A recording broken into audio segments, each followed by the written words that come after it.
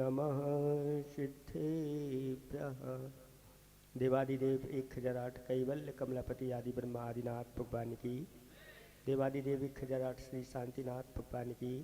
देवादिदेव 1008 चैतन्य चमत्कारी चिंतामणि पाशनाथ भगवान की। देवादिदेव 1008 श्री वर्तमान शासन महावीर भगवान की। अनंत अनंत सिद्ध परमेष्टि भगवान की। परम उपकारी परम पूजक स्वाट आचार्य प्रवर गुरुवर श्री विद्यासागर जी महामुराज की। परम पूजक स्वाट आचार्य प्रवर श्री समय सागर जी महामुराज की। 3 कमलों करोड़ मर्यादों की। सिद्ध चक्र महामंडल विधान की। परम पूज्य परम तपस्वी मुनि श्री विमल सागर जी महामौरी नाथ की। पूज्य मुनि संघ की। धर्म स्नेही भवात्माओं,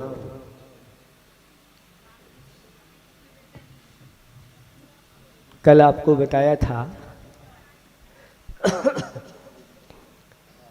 कल या परसों कि अगर पापों का आश्रय हो रहा है तो संपदा से क्या प्रयोजन, और यदि पापों का आश्रय रुक गया है तो भी संपदा से कोई प्रयोजन नहीं। इसी भाव को लेकर के बुंदेलखंड में एक कहावत प्रचलन में है, पूत सपूत तो का धन संचय, और पूत कपूत तो का धन संचय। अगर हमारा पूत यानी पुत्र, उसको पूत बोलते हैं, अगर वह सपूत है तो चिंता नहीं करना, आप अभी जहाँ पर हो उससे वह कहीं ऊंचा आपका नाम उठाएगा और ले जाएगा। और पूत कपूत है तो जितनी संपदा है वो सब संपट स्वाहा कर दे। संपट स्वाहा जानते हैं, खा पी करके सब बराबर कर देने का नाम संपट स्वाहा कहलाता है। वो संपट स्वाहा कर देगा। इसी प्रकार से आपकी बालिका अगर वह अच्छी तरह से योग गुणों को प्राप्त होती है और वह पालिका बनती है तो फिर वह भी आपके कुल का नाम बहुत रोशन करती है। आपके कुल का ही नहीं, जिस कुल में जाएगी उस कुल का भी नाम, दोनों कुलों को वह उज्जवल करने वाली, उन्नत करने वाली वह बालिका होती है। और यहाँ तक क्या कहे, अगर वह मोक्ष मार्ग में आगे बढ़ गई तो तीनों कुलों को मतलब तीनों लोकों में उसकी चर्चा हो जाती है। एक गुरु का भी कुल होता है, तो तीसरे नंबर का वह गुरुकुल का नाम करने वाली हो जाती।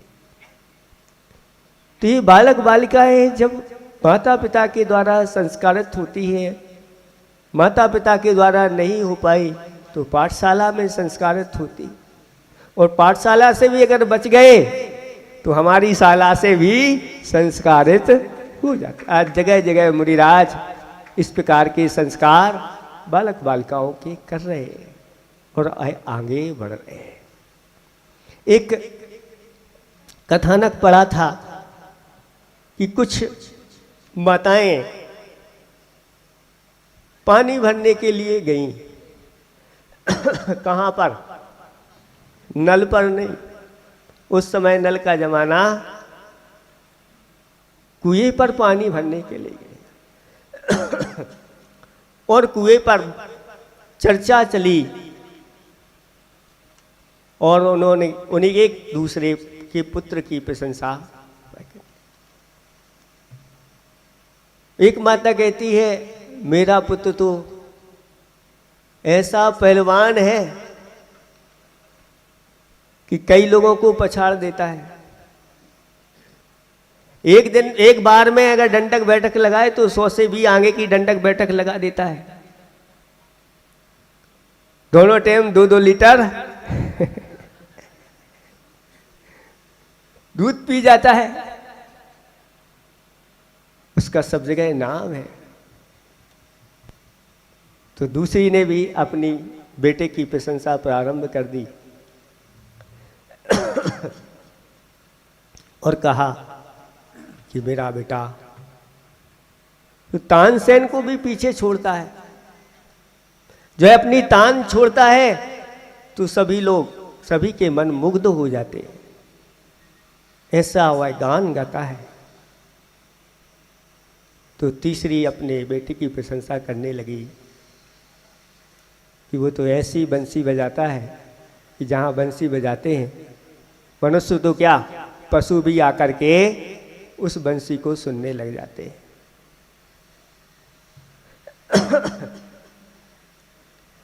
चौथी भी वहां पर महिला थी और एक पांचवी भी वृद्धा महिला थी।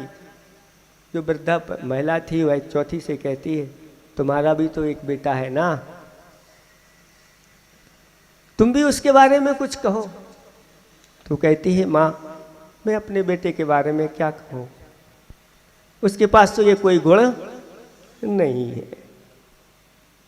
तब मैं अपने बेटे की क्या प्रशंसा करूं। सभी ने जल भरा और जल भर करके घघरी को लेकर के चलते हुए रास्ते में जा रहे थे तो पहली का बेटा, जो उसने कहा था कि मेरा बेटा पहलवान है, वही वहाँ से निकला और वह अपनी अकड़ में ऐसे हाथ चलाए और वैसे हाथ चलाए और हाथ चलाते हुए मस्ती से, देखो मेरा बेटा कैसा मस्ती से जा रहा है, यही है मेरा बेटा। तो दूसरे का भी बेटा वहाँ मिल गया, वह भी गीत गा रहा था, बड़ा सुरीला गीत गा रहा था, वह भी यही है मेरा बेटा। तीसरा बंसी वाला भी मिल गया और बंसी वाले की माँ उसको देख करके बहुत प्रसन्न हुई, देखो मेरा बेटा ये है। और जो पीछे चल रही थी उसको देख करके थोड़ी सी मुस्कान भी ले ली।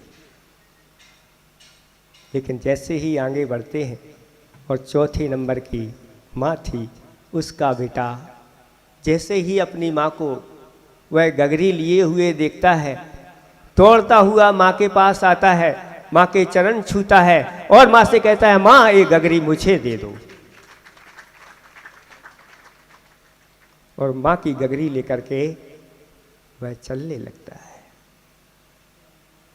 सबके मुख लज्जित हो जाते हैं और कहा, ये कहावत सत्य है, पूत सपूत तो का धन संचय, पूत कपूत तो का धन संचय। ऐसे बेटे, ऐसी बालिकाएं जो अपने माता पिता की सेवा में तत्पर रहती हैं, माता पिता की आज्ञा में तत्पर रहती हैं, गुरुजनों की आज्ञा में तत्पर रहती हैं। इसलिए बालक बने पालक, हाई को है, बालक बने पालक, नालायक ना लायक हो। बालिका बने पालिका, नालायिका ना लायिका हो। ये बालक आपके क्या बने, पालक बने।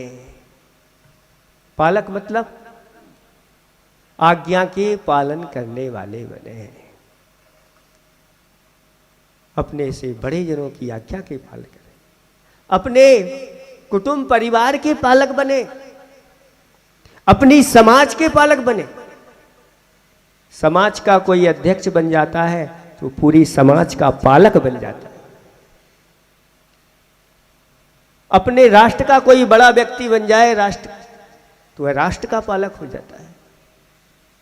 और अगर वह धर्म मार्ग पर निकल जाए तो धर्म का पालक बन जाता है। ऐसा बालक बने, नालायक ना बने, योग्य बने। योग्य यानी लायक बने, यानी योग्य बने, गुणवान बने। और ये बालक बालिकाएं पाठशाला में पालक बनते हैं आगे जाकर के, क्योंकि ऐसे ही उनके अंदर गुण डाले जाते हैं, ऐसे ही उनके अंदर धर्म का संस्कार डाला जाता है, सब किया जाता है। इसी प्रकार से बालिका भी पालिका बने, अपने धर्म का पालन करने वाली, अपने कुल के जो बड़े लोग होते हैं उनकी आज्ञा के पालन करने वाली बने, अपने अंदर अच्छे अच्छे गुणों को प्रकट करे और ऐसे गुणों को प्रकट करे कि अभी यहाँ पाठशाला पढ़ रही है, आगे जाकर के वह पाठशाला पढ़ाए। और जो बालिकाएं यहाँ पाठशाला पढ़ाती हैं, अगर दूसरे कुल में चली जाएं तो योग्यता उनके पास रहती है, उनकी भी मांग उधर हो जाती है पाठशाला में पढ़ाने के लिए। पाठशाला में अपना योगदान देना, जैसे पाठशाला वालों ने बोली ली, ये बोली का उतना महत्व नहीं है जितना महत्व पाठशाला में जाकर के अपने समय को देना।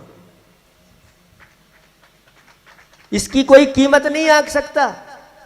क्या कीमत दोगे, क्या राशि दोगे? नहीं, ये तो अनमोल होता है। ऐसा अनमोल समय वहाँ जाकर के जो शिक्षक दे रहे हैं, उनका जो सहयोग कर रहे हैं, और पाठशाला के जो श्रोमणी हैं वो भी उनकी भावना उनकी उससे जुड़ी हुई है, इन सबको मिलने वाला है। और जिन्होंने इनमें सहयोग दिया उनको भी मिलने वाला है। ये अपने आप में बहुत बड़ा, हमने बताया था ना, अपन को सौभाग्यशाली मानना चाहिए। हो, ऐसी पाठशाला में मुझे पढ़ाने का अवसर मिल रहा है, सहयोग देने का अवसर मिल रहा है, दान देने का अवसर मिल रहा है। अपने आप को गौरवान्वित, इससे बड़ा मेरा सम्मान और क्या हो सकता है।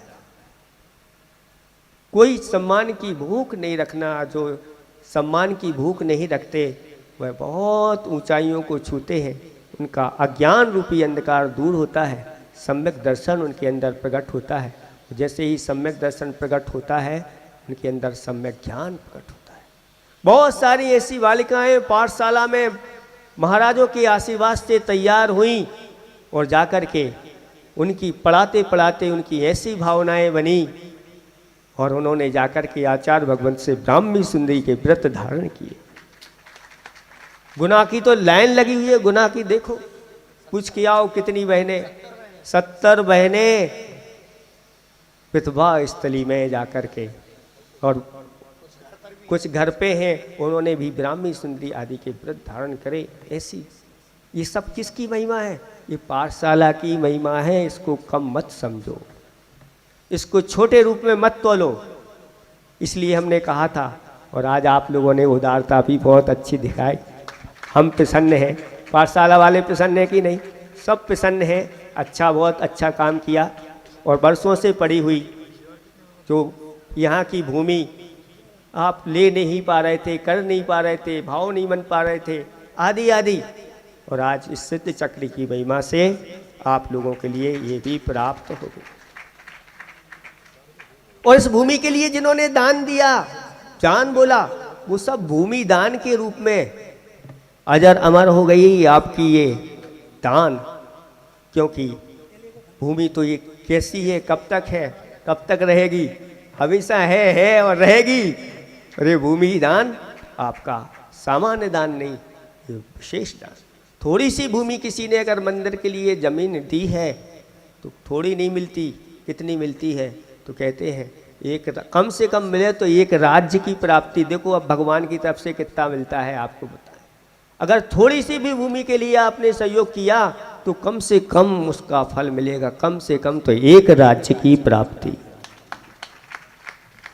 एक राज्य कितना बड़ा होता है, कितनी बड़ी भूमि होती है, आप कितना दोगे? इसलिए हमने कहा था कि भगवान जब देता है तो चप्पड़ फाड़ करके देता है, आप उसको रख नहीं पाओगे। इसकी महिमा आप लोगों को समझना है।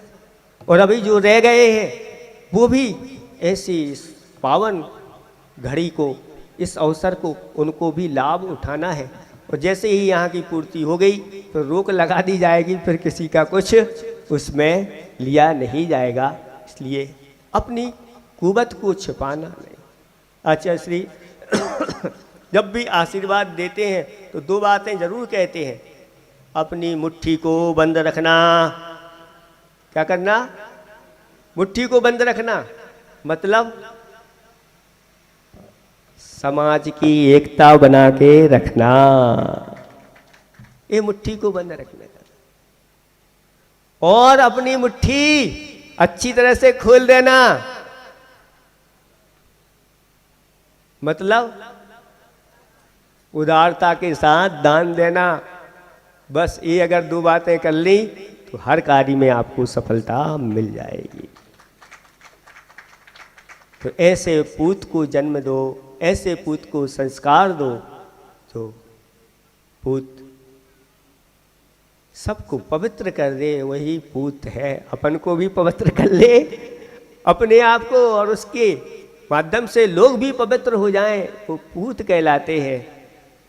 ऐसे पूत इसी प्रकार से पुत्रियां भी, वो पुत्रियां जो शीलवान होती हैं, गृह कार्य में कुशल होती हैं, विवेकवान होती हैं, विनयशील होती हैं और साथ साथ में सदाचरण का पालन करती हैं। और जो विदुषी होती हैं, ऐसी पुत्रियां भी बहुत ही ऊंचाइयों को छूती हैं। हमारा सबके लिए आशीर्वाद है, पाठशाला परिवार के लिए भी आशीर्वाद है और पाठशाला में सहयोग करने वालों का लिए भी आशीर्वाद है।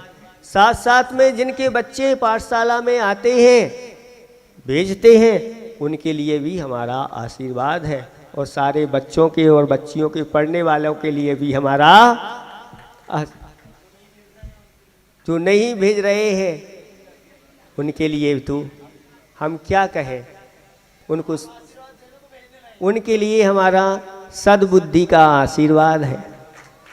उनके लिए सद्बुद्धि आए और वो भी इस प्रकार से पाठशाला में अपने बच्चों को भेजें, क्योंकि पाठशाला में बालक पालक बनते हैं, बालिकाएं पालिका बनती हैं। उनको उस प्रकार से करना और ऐसा पुण्य निरंतर संचय करते चले जाना। अहिंसा परमो धर्म की। परम पूज्य मुनि श्री विमल सागर जी महाराज की। अपने अपने हाथों की शुद्धि करेंगे, अर्घ लेंगे। ओम निम सुजर सुजर भव स्वास्थ्य प्रक्षालनम करोमि।